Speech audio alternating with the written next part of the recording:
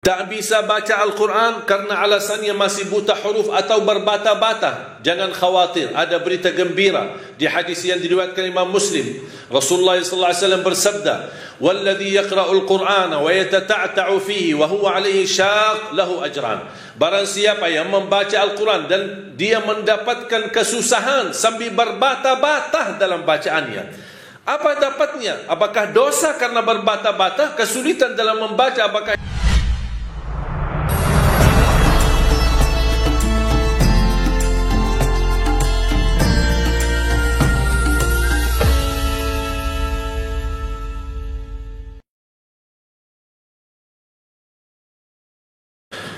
dan membaca Al-Quran walaupun tidak mengerti isinya, tidak memahami maknanya, tidak apa-apa. Tetap dapat setiap satu huruf 10 kebaikan. Jadi kalau jamaah sekalian membaca, tak faham sama sekali, hanya baca saja, tetap mendapatkan setiap satu huruf 10 kebaikan.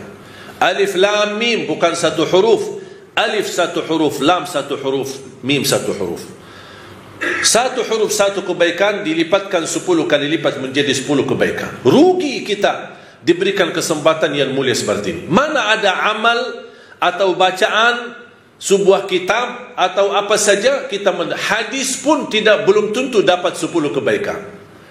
Hanya Al-Quran satu huruf. Bukan saat satu kali baca dapat 10 kali lipat. Dia menghitungkan berhurufnya, kita mendapatkan 10 kali lipat. Sayang sekali jamaah sekalian berhari-hari lewat tidak baca Al-Quran, sedangkan fasilitas dan kemudahan ada di tangan kita.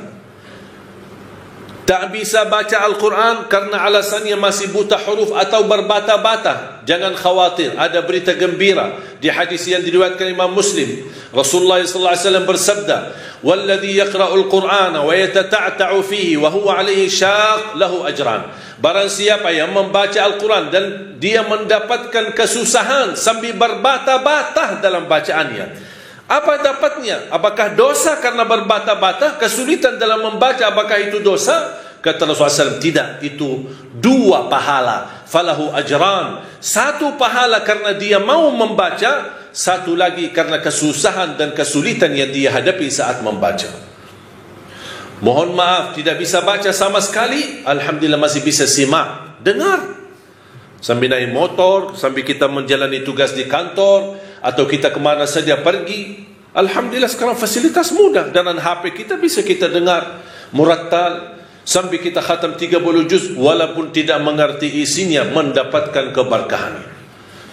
1 ayat kalau kita jaga setiap habis salat fardu dan ketika mau tidur, sebagaimana bersabda Rasulullah SAW, "Man qara'a ayat al-kursi dubura kulli salatin laysa bainahu wa bainal jannati illa yamut."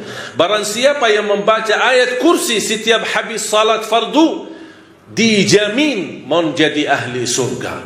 Cuba 1 ayat saja menjaminkan kita masuk surga. Kira-kira gimana 30 juz Al-Quran?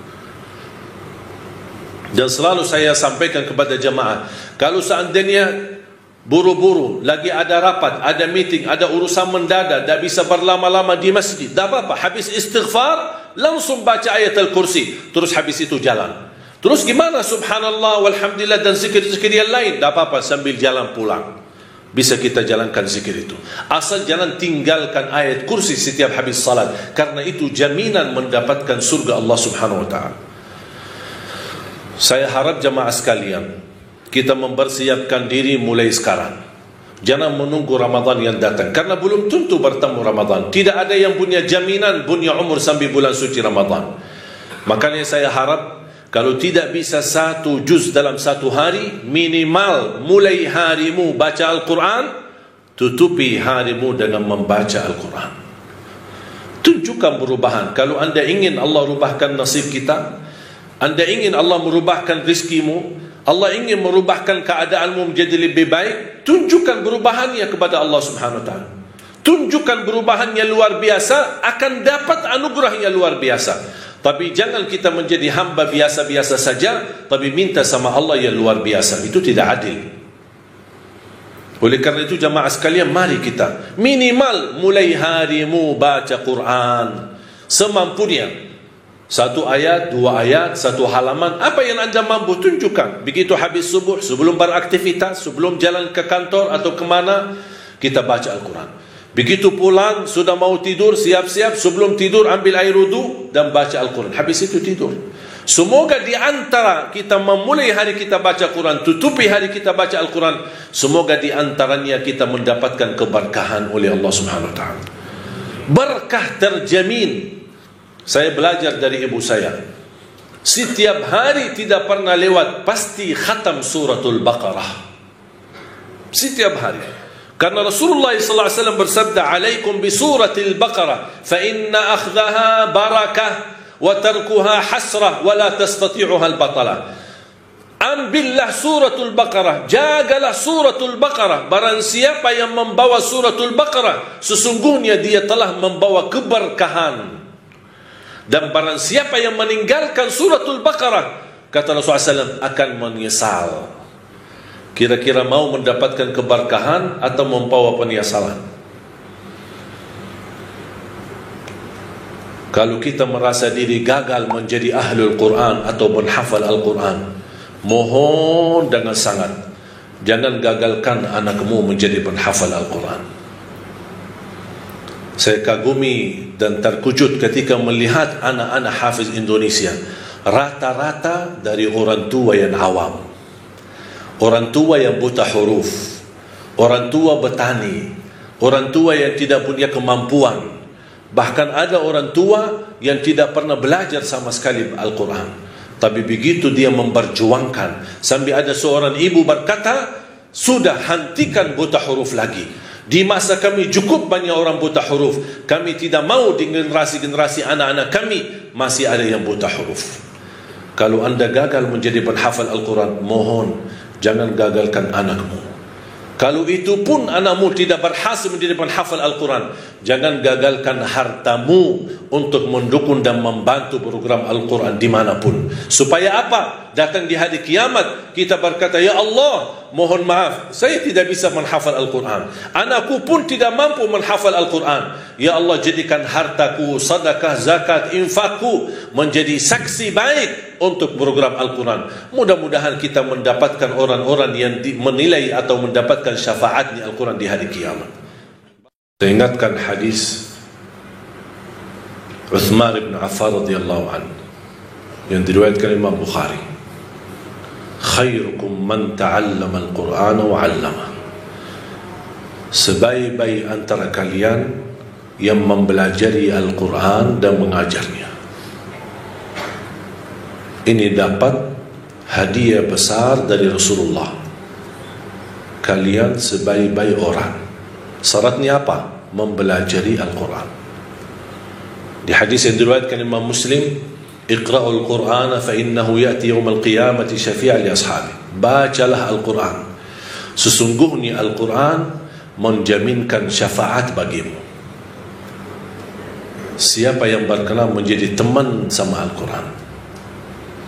Kita tidak tahu berapa sisa umur kita. Mari kita sama-sama menjadikan sisa umur kita berteman sama Al-Quran. Lagi pusing, lagi menghadapi masalah, coba buka Al-Quran. Wallahi bakal adem, enak, sejuk hati kita. Ini kalamullah, bukan kalam manusia. Masa kita tersentuh hati kita dengan kata-kata manusia yang indah, kata-kata manusia yang menyentuh hati, tapi ucapan Allah, kalamullah, tidak pernah menyentuh hati kita. Sedangkan kalau Allah turunkan Al-Quran di atas gunung-gunung, bisa hancur menjadi pasir. Mari kita sama-sama memperhatikan Al-Quran. Jangan menunggu bulan suci Ramadan. Mulai hari ini, sedikit demi sedikit, walaupun kita tidak mampu khatam di bulan Rajab, tidak mampu khatam di bulan Sya'ban, tapi karena sudah terbiasa 2 bulan ini, kita terus berdekatan sama Al-Quran. InsyaAllah begitu tiba bulan Ramadan, kita sudah mudah untuk mengkhatam Al-Quran, bukan hanya 1 kali, tapi insyaAllah berkali-kali. Imam Syafi'i radhiyallahu anhu wa rahimahullah, dalam setiap bulan suci Ramadan khatam 60 kali. Saya membayangkan 60 kali. Kalau standar 10 jam, berarti 20 jam Imam Syafi'i membaca Al-Quran. Sisanya berapa? 4 jam sehari. Jangan berikan sisa waktumu untuk Al-Quran.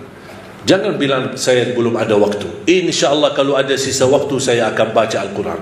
Tapi saya harap jadikan Al-Quran adalah yang terutama dalam sehari-harimu, bukan yang tersisa dalam seharimu. Semoga kita semua yang hadir dimuliakan dan dijadikan oleh Allah ahlul Quran dunia dan akhirat.